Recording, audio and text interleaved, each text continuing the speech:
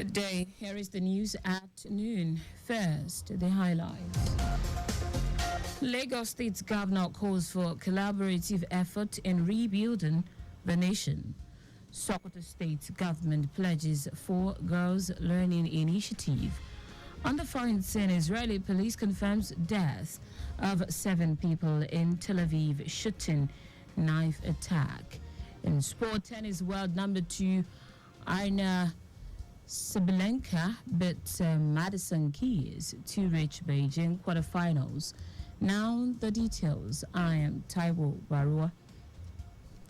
Lagos State Governor Babajide Sanwo-Olu has called for collaborative effort of the people, especially youth, with the government as the country pulls through a rebuilding process.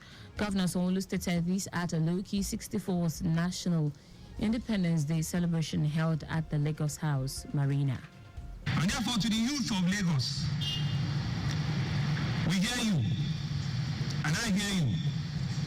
I see you. We see your energy. We see your passion. We see your desire for a better Nigeria. And I want to assure you, it shall not be in vain. That is why, in the coming months, our administration will be more transparent than we've ever been before. We will work twice as hard, we will work twice as fast, and we will deliver twice as much. Sanwo-Olu reminded Lagosians of the strength, resilience, and creativity that defined the state. Despite the challenges facing the nation currently, which he believed would soon be a thing of the past, with patience and unity.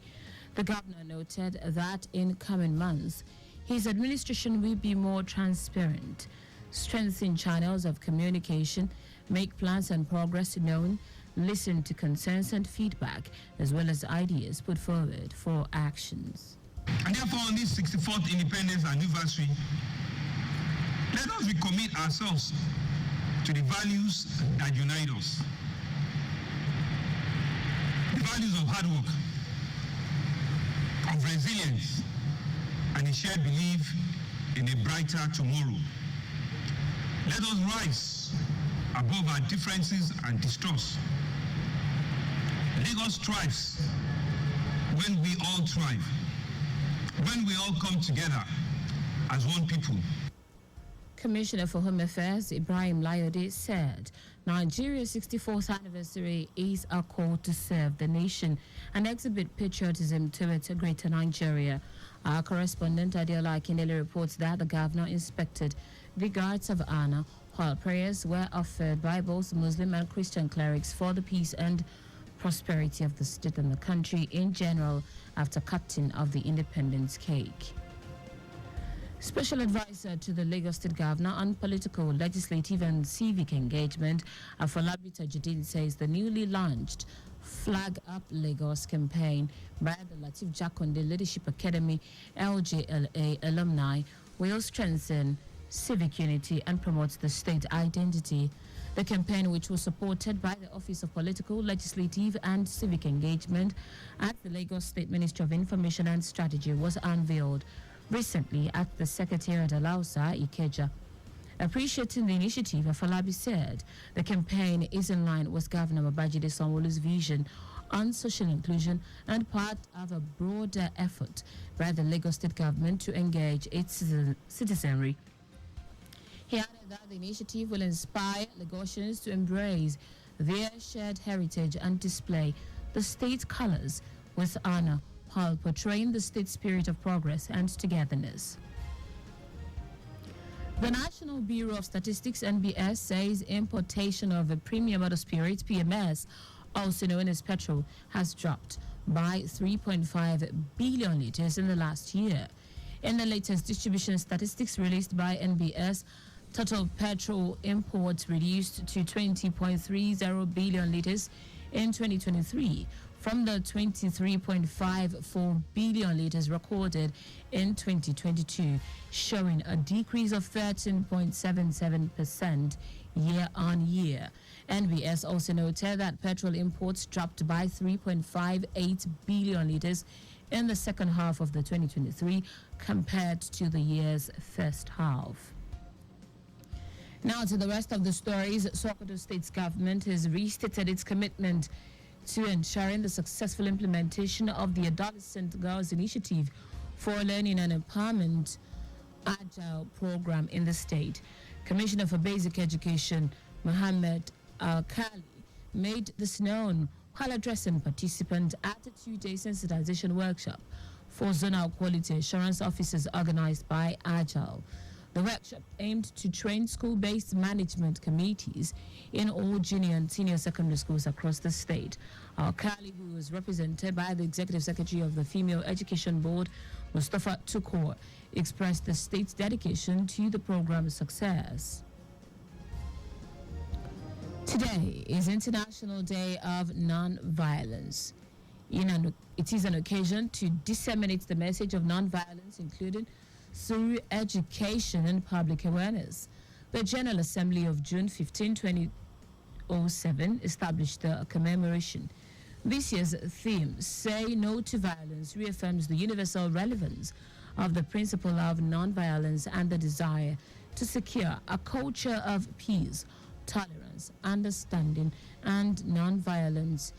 Introducing the resolution in the General Assembly on behalf of the 140 co-sponsors, India's Minister of State for External Affairs, Anand Sharma, said the wide and diverse sponsorship of the resolution was a reflection of the universal respect for Mahatma Gandhi and of the enduring relevance of his philosophy.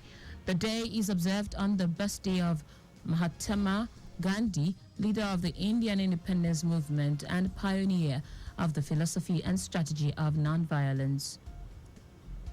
In foreign news, Israeli police has confirmed that 7 people were killed in a shooting and knife attack in Tel Aviv. In a statement, the local police said several others were injured, some seriously, when a gunman opened fire at members of the public in the Jaffa area. It's noted that the deadly attack began in a rail carriage and continued on the platform. Police said the gunman and another attacker armed with a knife were neutralized by members of the public and described the motive as terror. In sport now, Belarusian professional tennis player Aryna Sabalenka has extended her winning streak to 15 matches to reach the China Open quarterfinals with a straight set victory against Madison Keys. World number 2 Sabalenka needed just 65 minutes to come through the tie 6-4, 6-3. The top seed will face either Carolina Muchova of the Czech Republic or Spain's Christiana Buxa in the last 8 in Beijing. Sabalenka's last defeat came on 10th August in the quarterfinals of the Canadian Open.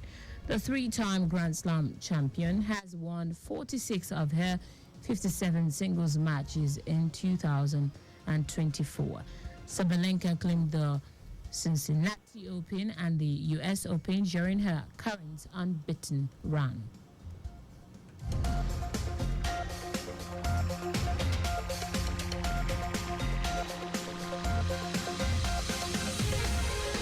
And that's it on the news at noon. But just before we go, maintain adequate distance from the vehicle ahead of you to avoid collision. You can follow us and like all the various social media platforms: X at Traffic Radio 961, Facebook Lagos Traffic Radio 96.1 FM, Instagram Lagos Traffic Radio 961. Subscribe and watch our news and programs live on YouTube at Traffic Radio 961. You can also visit our website www.trafficradio961.ng. Did you know that's the Sanwo-Olu administration supplied 86,000 dual furniture set to 775 public schools? You can get more details on the Lagos State Government website. To end the news, here are the highlights of the major stories. Lagos State Governor Babajide Sanwo-Olu has called for a collaborative effort of the people, especially youth, with the government as the country pulls through a rebuilding process. Sokoto State's government has restated its commitment to ensuring the successful implementation of the Adolescent Girls Initiative for Learning and Empowerment Agile program in the state. We also told you that Israeli police has confirmed that 7 people were killed in a shooting and knife attack in Tel Aviv. Finally, in sport, Belarusian professional tennis player Ariana Sabalenka has extended her winning streak to 15 matches to reach the China Open quarterfinals with a straight sets victory against Madison Keys. For contacts with the newsroom, send a message to info@trafficradio961.ng. That ends the news broadcast compiled by Aderayo Idowolaya. I am Taiwo Barua. Thank you for listening. Good afternoon and welcome to Lunchtime Waka with Timitope Boma Peterside.